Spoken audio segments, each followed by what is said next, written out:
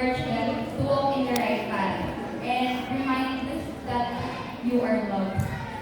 So, dito naman sa plan namin, yung overall explanation po dito is, ito pong shield and yung armor po na yan is representing protection and Jesus. Kasi may namatay sa krus para makuha. And let us give one another and we hindi lang kami warriors, we are conquerors. Pagpawisan siya.